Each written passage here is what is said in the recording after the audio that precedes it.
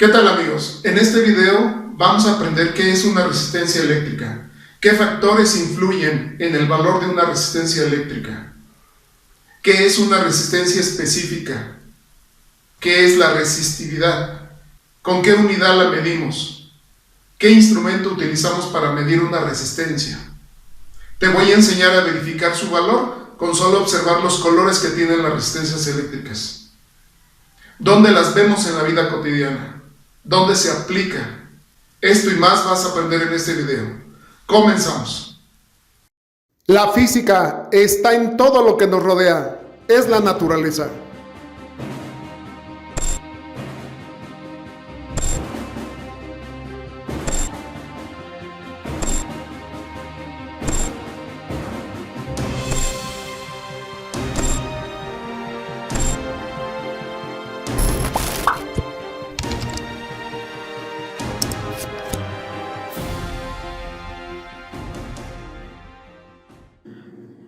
Todos los materiales se oponen al paso de la corriente eléctrica o al flujo de electrones, pero unos detienen más la circulación que otros.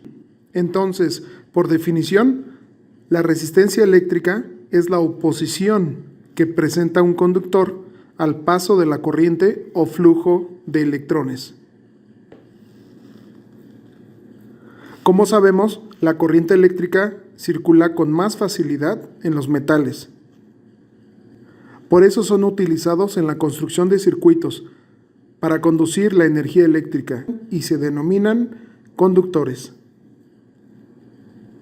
Más sin en cambio, hay otros materiales como el hule, la madera, el plástico, el vidrio, la porcelana, la seda o el corcho que presentan gran dificultad para permitir el paso de la corriente.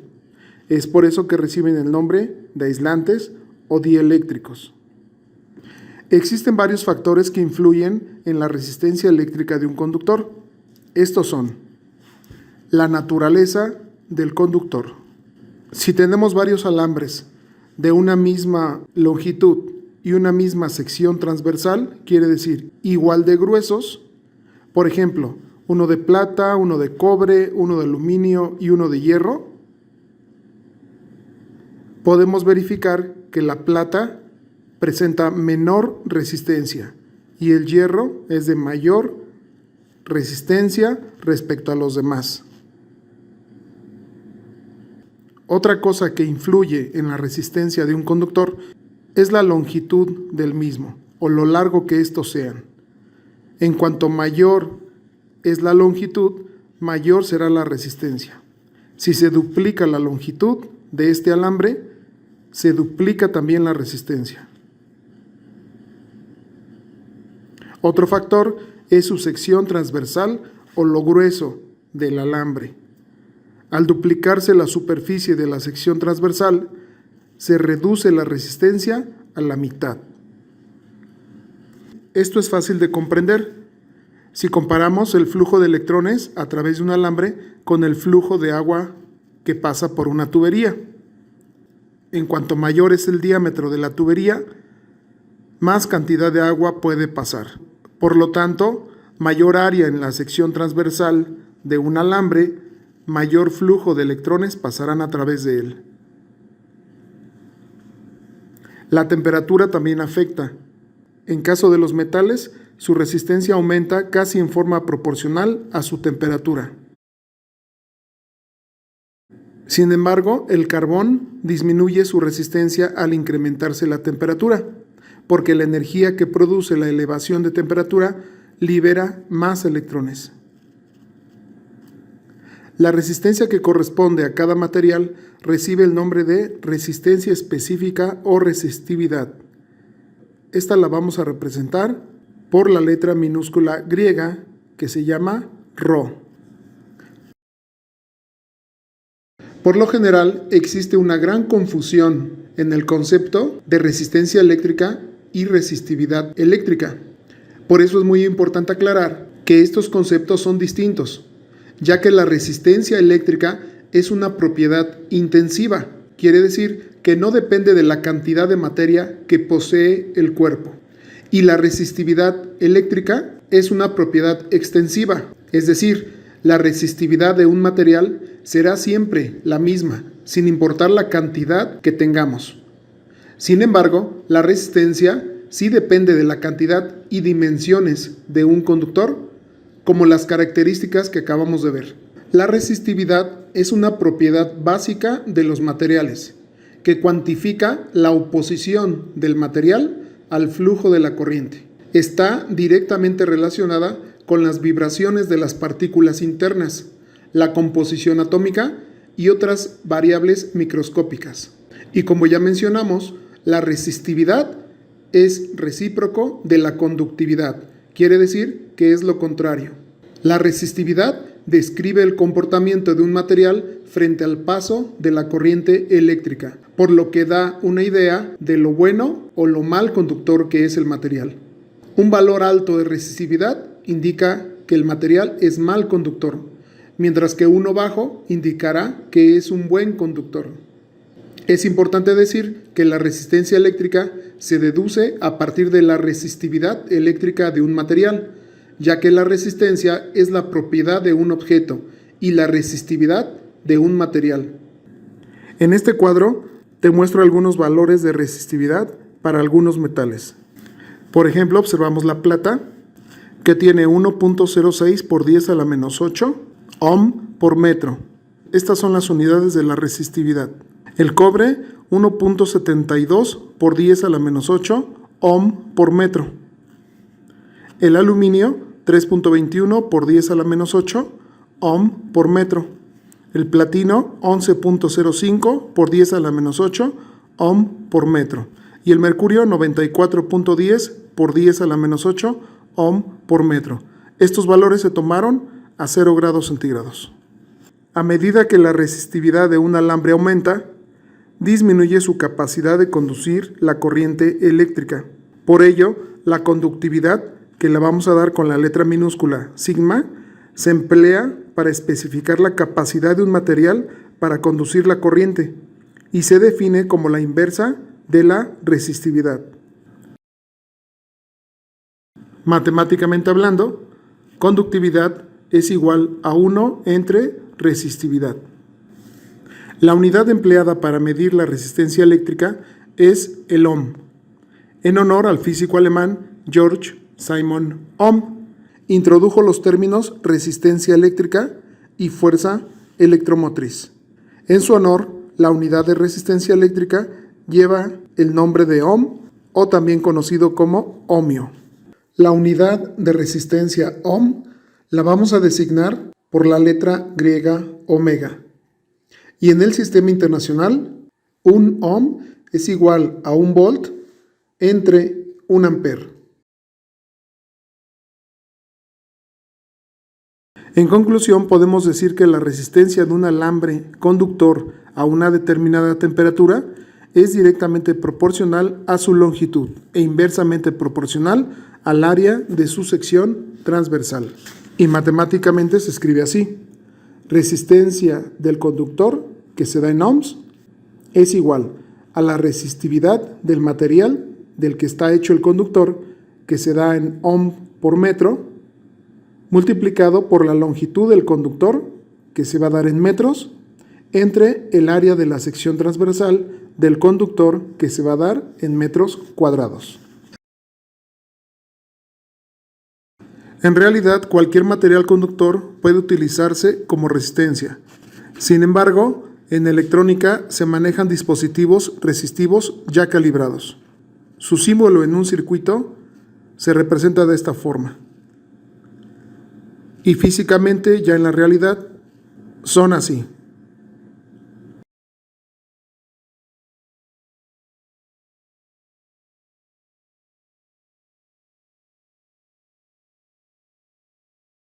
Cada banda de color significa un número y por ello nos damos cuenta de su valor.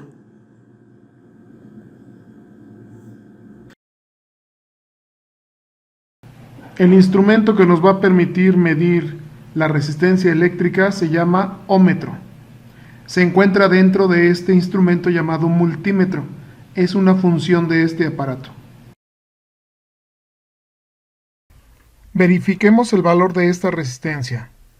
En la primera banda tenemos un color verde. Si nos vamos a la tabla de valores, el verde en la primera banda tiene un valor de 5. En la segunda banda tiene color azul y le corresponde el número 6. Y en la tercera banda tiene un color rojo. Este va a ser el multiplicador. El rojo dice que lo vamos a multiplicar por 100 o por 10 a la 2, agregándole 2 ceros al final de la cifra. Entonces tenemos 5 seguido de un 6 y seguido de 2 ceros, para tener una cantidad de 5600 ohms. La siguiente banda es color oro o dorado. Esto nos va a indicar la tolerancia y vamos a tener una tolerancia de más o menos 5%. ¿A qué se refiere? Que las resistencias no son exactas. El valor de los colores nos dice que tenemos 5600 ohms, pero este puede variar un 5% abajo de este valor o un 5% arriba de este valor.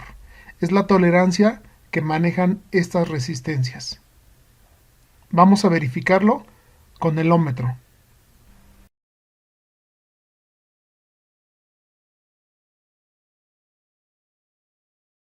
Y el ómetro nos está indicando que tiene 5480 ohms. Tomemos en cuenta la tolerancia de la resistencia y la tolerancia del instrumento de medición. Entonces nos está marcando 5480 ohms o 5.48 kiloohms. Acuérdate que también utilizamos los prefijos para medir las resistencias.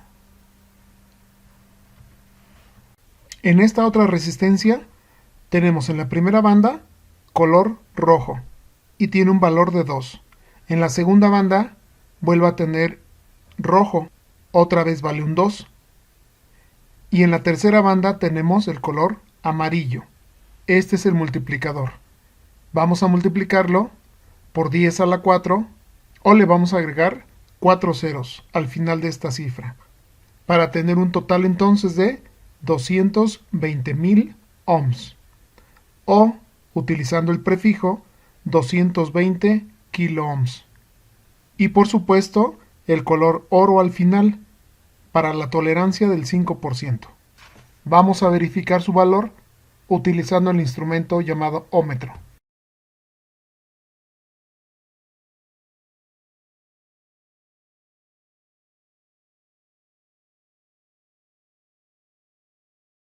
Y observamos que nos da una lectura de 212 kiloohms o 0.212 megaohms, utilizando los prefijos. De igual manera, no es exacta por la tolerancia del instrumento de medición y la tolerancia de la misma resistencia. En esta resistencia, la primera banda es café. Le corresponde el número 1. En la segunda banda tenemos el verde. Le corresponde el número 5. Y en la tercera banda tenemos rojo. El multiplicador dice que es por 10 a la 2. Quiere decir, hay que agregarle 2 ceros para tener una cantidad de 1500. Aquí en la tabla de valores tenemos el nombre de marrón. Este en México o en América Latina lo conocemos como el color café. Entonces esta resistencia es de 1500 ohms o de 1.5 kiloohms. Y al último, el color oro, para la tolerancia también del 5%.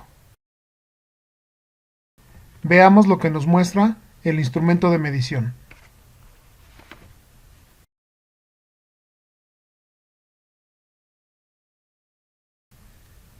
Y observamos que nos va a dar 1.4 kiloohms o 1464 ohms.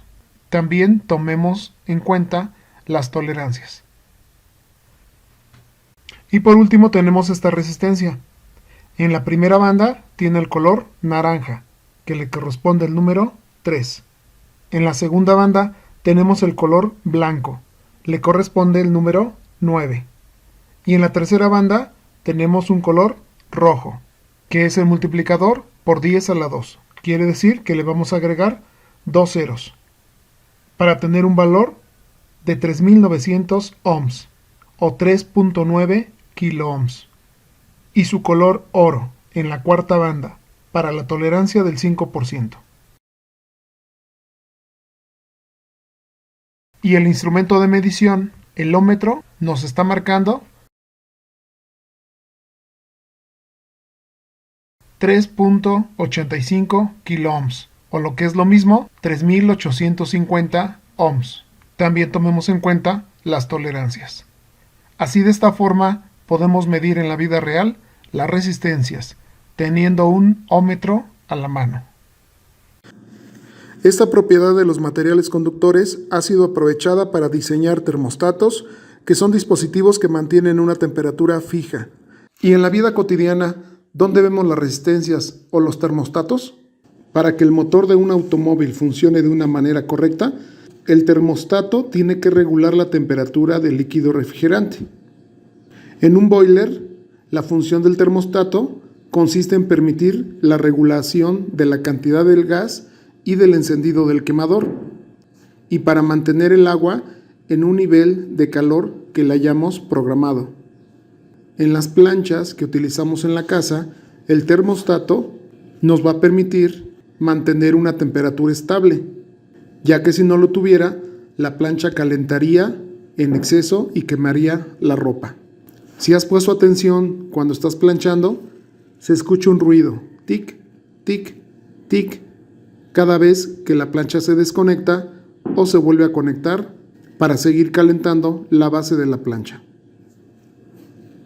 En el refrigerador, el termostato se ocupa para abrir o cerrar el paso de la corriente eléctrica al compresor, cuya función es mantener la temperatura que hayas programado en él. En algunas lavadoras también tenemos termostatos, ya que este se va a encargar de regular la temperatura. Esto lo hace mediante los sensores de calor que tienen instalados y controlando el encendido o apagado de las resistencias que generan calor dentro de la lavadora. En las peceras, un termostato nos va a servir para regular la temperatura del agua. Como verás, las aplicaciones de las resistencias son muy amplias, desde un simple foco que ilumina nuestra habitación por la noche, hasta calefactores que emplean gran cantidad de energía eléctrica, tostadores de pan, las planchas, fusibles y muchos más. Se emplean también en la electrónica, principalmente para controlar la cantidad de corriente, ya que ahora se emplean elementos que utilizan una cantidad de energía eléctrica muy pequeña y que por lo tanto requieren de voltajes o corrientes también muy pequeñas.